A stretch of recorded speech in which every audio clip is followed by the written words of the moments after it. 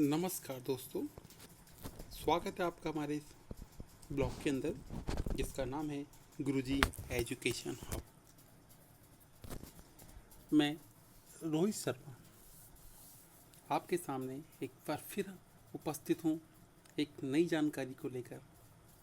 हम इस ब्लॉग के अंदर पढ़ते हैं विश्व में कौन कौन सी जनजातियाँ निवास करती हैं, वातावरण कैसा है, कौन सा देश की भूमि कैसी है। मतलब हम ज्योग्राफी के संबंधित जो भी डिटेल है उसकी बात करते हैं, जिससे हम आपका नॉलेज बढ़ा सकें।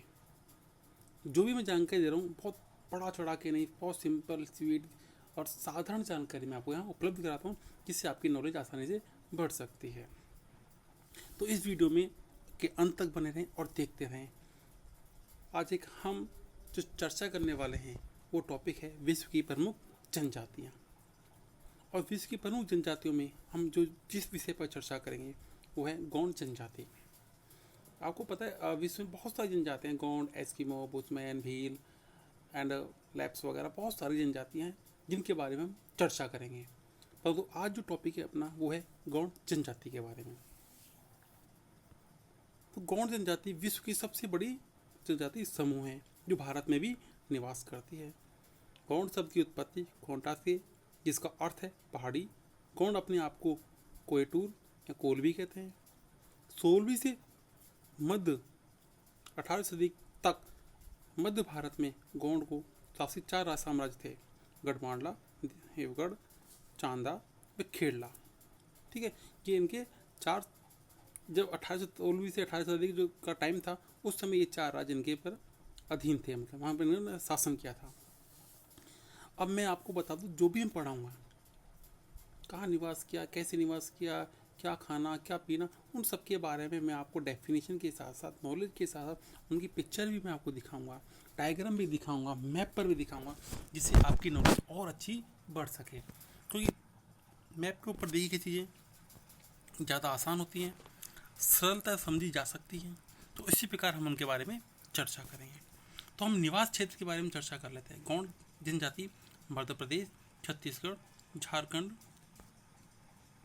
तेलंगाना, महाराष्ट्र, उड़ीसा, आसाम में निवास करती है। तो आपने देखा।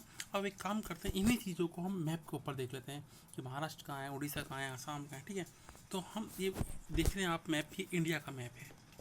तो इंडिया के मैप में हम उन राज्यों को देखते हैं। तो मध्य प्रदेश, ये आपका मध्य प्रदेश जहाँ पर गौंड जनजाति निवास करती। छत्तीसगढ़, झारखंड, ठीक है, उसके बाद है आपका महाराष्ट्र, उड़ीसा, असम। ये मैंने आपको बता दिया इंडिया के मैप के ऊपर, जिससे आप आसानी से समझ सकें कि गौंड जनजाति किन किन राज्यों में निवास करती थी। अब इनका प्राकृतिक दृश्य भी है। ये तो राज्य हैं, अब यहाँ पर राज्य में कहाँ पर कौन सी प्राकृतिक स्थिति में इनका निवास स्थान था उसके बारे में हम चर्चा करते हैं। तो प्राकृतिक रूप से ये कहाँ निवास करते थे? सतपुड़ा की पहाड़ियाँ, ये भी हम मैप पे देखेंगे, जो पूर्वी गुजरात से महाराष्ट्र, मध्य प्रदेश और छत्तीसगढ़ तक विस्तृत थी। परंतु मध्य प्रदेश में सबसे ज़्यादा थी मैकाल की श्रेणियों की पहाड़ियाँ जो छत्तीसगढ़ में है, बस्तर का पठार जो छत्तीसगढ़ में है, सोन, देवगढ़ की उच्च भूमि जो छत्तीसगढ़ में है, तो गड़जत की पहाड़ियाँ जो झारखंड, छत्तीसगढ़, उड़ीसा में हैं, यहाँ पर निवास करते थे। तो इन चीज़ों को हम एक बार मैप के ऊपर और देख लेते हैं। ये आप जो दृश्य देख रहे हैं ये सतपुड़ा की पहाड़ी का दृश्य है। अब आपको जो मैप दिखाई दे रहा है, इस मैप को हम प्राकृतिक दृश्य देखते हैं तो हम देख पाते हैं सतपुड़ा की पहाड़ियाँ जो पूर्वी गुजरात से स्टार्ट होती हुई छत्तीसगढ़ जाती हैं, परंतु मध्य प्रदेश में इनका सबसे ज़्यादा क्षेत्र है। ठीक है, मैकाल की पहाड़ियाँ आप देख लेंगे। इस अंदर आप देख सकते हैं इस मैप के अंदर जो हमने प्राकृतिक रूप से जो अभी स्टडी की थी वो सारी पहाड़ियाँ स्थान इस मैप में उपलब्ध हैं, जिनके बारे में आप जानकारी प्राप्त कर सकते हो मैप के ऊपर। और जो प्राकृतिक दृश्य यहाँ से कई प्रमुख नदियाँ निकलती हैं, जैसे नर्मदा, ताप्ती, सोन, महानदी में गोदावरी का उद्गम स्थान यहीं से है। अब हम बात करते हैं गौड़ जनजाति के आर्थिक क्रियाकलाप कि वे उनका खाना पीना का क्या साधन था, कैसे खाते थे, उनकी जो आर्थिक क्रियाएं, जैसे अपनी आर्थिक क्रिया है खाना पीना, हम खाने की कहाँ से लाते हैं, कैसे उसको व्यवस्थित करते हैं, वो हम जो गौड़ जनजाति किस प्रकार करते थे। तो गौड़ जनजाति का जो मुख्य था व्यवसाय खेती, जो खेती में कौन था कृषि, कृषि में कौन था झूमिंग कृषि, और आखेट में था शिकार, ये शिकार करते थे। और जो वन से उत्पन्न सामान था उनका भी उपयोग करते थे, पशुपालन भी करते थे और मछली पकड़ने का कार्य भी करते थे। आखेट के बारे में आपको पता है, राज्य की जो सरकार ने निषेध पाबंदी लगा दी, फिर भी ये लोग शिकार करते हैं, परंतु धीरे धीरे शिकार का स्थान कृषि ने ले लिया है। आप इस पिक्चर में आप देख सकते हैं गौड़ जाति के लोग धनुष बांधे किस प्रकार शिकार कर रहे हैं। अब इनके भोजन की बात करते हैं तो कोदू व कुटकी जैसे स्थानीय अनाज गौड़ों के प्रमुख खाद्य साधन है। सब्जियां घरों में उगाकर या जंगलों से प्राप्त करते हैं। उत्सवों या त्योहारों पर चावल बनाते हैं। शिकार से प्राप्त व बलि दिए जानवरों का मांस भी खाते हैं। गौड़ धूम्रपान भी करते हैं तथा महुआ से बनी शराब का सेवन भी करते हैं। अब हम बात करेंगे इनके वस्त्र, कैसे कपड़े पहनते हैं और क्या उनके आभूषण हैं। तो गौड़ प्राय सूती वस्त्र पहनते हैं, पुरुष धोती तथा स्त्रियां साड़ी व चोली पहनती है। तो हम एक स्त्री और पुरुष की इमेज देख लेते हैं कि किस प्रकार पुरुष ने धोती बांधी हुई है और किस प्रकार स्त्री ने साड़ी या चोली पहनी हुई है। पहले तो आप एक इमेज देख लोगे बच्चे की, गौड़ जनजाति के युवा हैं, उन्होंने किस तरह के वस्त्र पहने हुए हैं। अब हम बात करते हैं इनके जो युवक होते हैं, युवा अवस्था होती है, तो उन्होंने किस तरह धोती बांधी हुई है।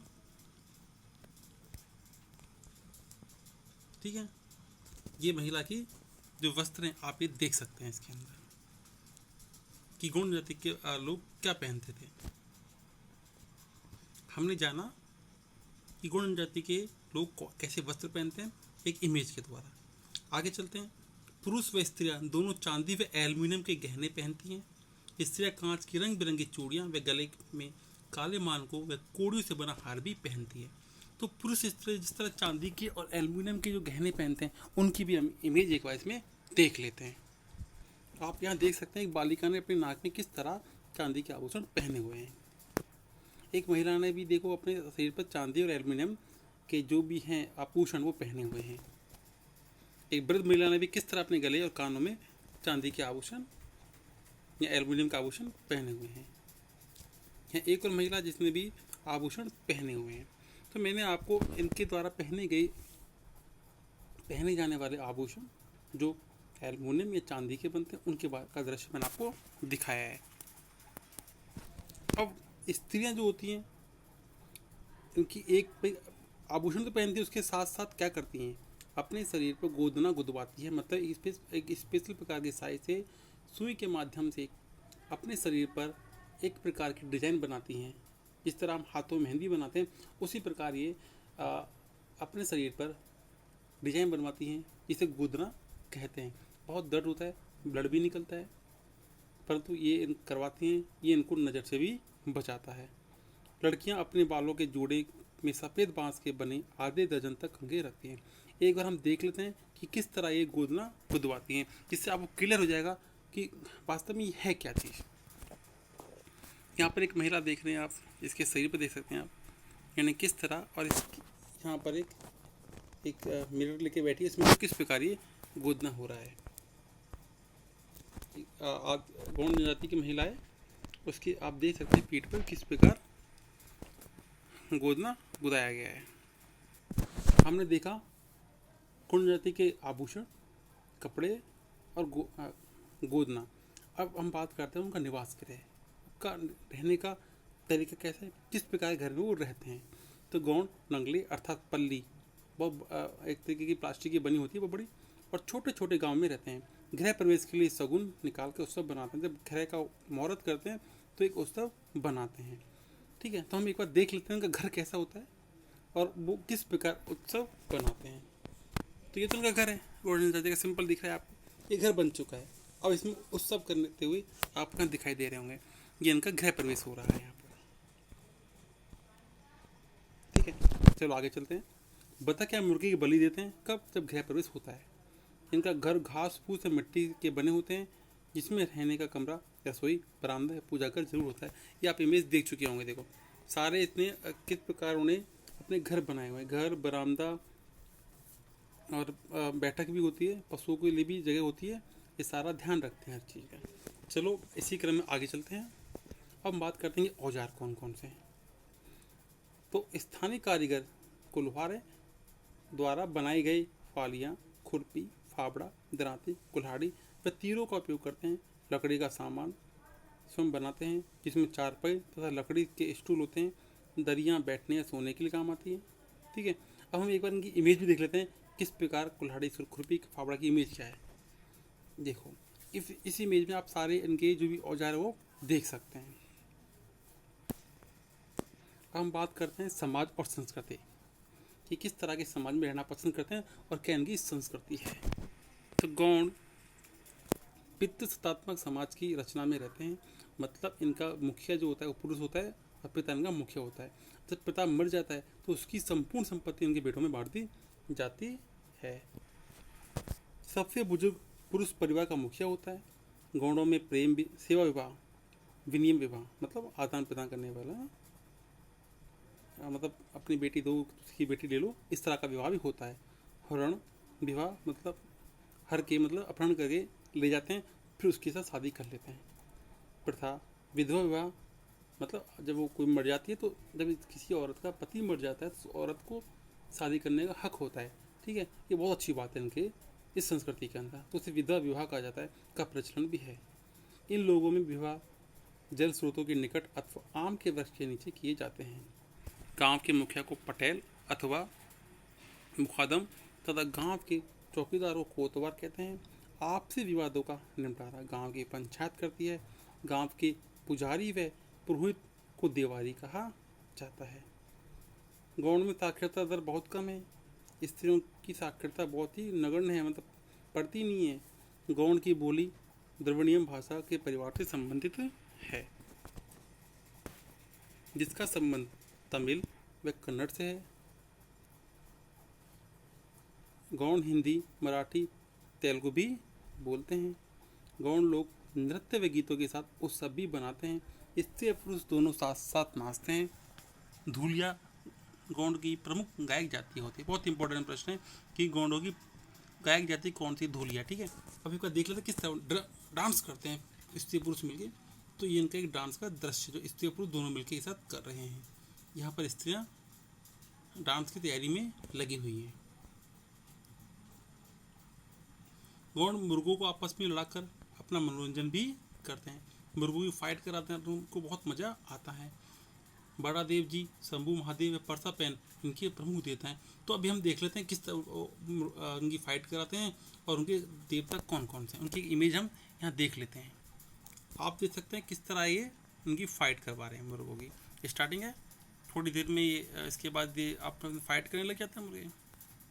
और ये इनके देवता हैं, ये इनके परसापेन देवता हैं। आप इनकी इमेज देख सकते हैं।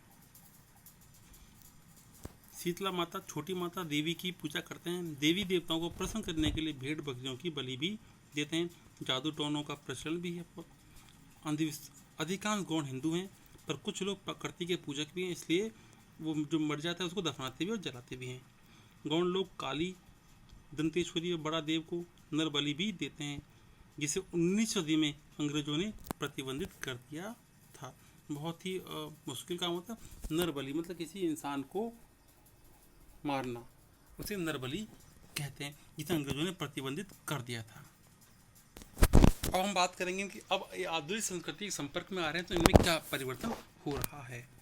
तो आधुनिक विकास के कारण कुछ गौड़ श्रमिक बन के मतलब मेहनत करने लगे और एक नौकर बन के मतलब श्रमिक बन के जीवन यापन कर रहे हैं। खदानों व निर्माण उद्योगों में श्रमिकों के रूप में कार्य करने में लगे हैं। इनकी बस्तियों में अस्पतालों, विद्यालयों, बाजारों, बैंकों व पंचायतों की स्थापना हुई है। सरकार ने दास्ता के प्रतीक कवाड़ी प्रथा को पूर्ण रूप से प्रतिबंधित कर दिया। कवाड़ी प्रथा होती है मतलब कर्जा ले लिया तो अब उसके यही काम करना है, जब तक कर्जा चुकेगा नहीं तब तक उसका बेटा लगातार वही काम करते रहेंगे। ये इस तरह की प्रथा को कवाड़ी प्रथा कहते हैं, जो सरकार ने प्रतिबंधित कर दिया। गौड़ जनजाति अनुसूचित जनजाति में शामिल होने के कारण इन्हें सरकार से कई सुविधाओं का लाभ भी हो रहा है। अब हमने यहाँ आज चर्चा की गौड़ जनजाति के बारे में। उम्मीद करता हूँ आपको पसंद आया होगा। फिर भी कुछ आपको लगता है कि और सुधार की आवश्यकता है, मेरा पढ़ाने का जो तरीका है उसमें कुछ और सुधार की आवश्यकता है, तो आप मुझे सुझाव दे सकते हैं कमेंट्स बॉक्स में। मुझे आपके सुझाव का इंतज़ार रहेगा। पसंद आया लाइक करें, लोगों को बताएं, शेयर करें। अगली वीडियो में फिर हम हाजिर होंगे किसी एक नई जनजाति को लेकर, उस पर चर्चा करेंगे डिटेल से। और जितने भी मैंने आपको टॉपिक पढ़ाए उनकी इमेज डायग्राम सब साथ में दिखाया। तो इसी तरह हम एक नई वीडियो में फिर हाजिर होंगे। आज के लिए इतना ही। जय हिंद, जय भारत।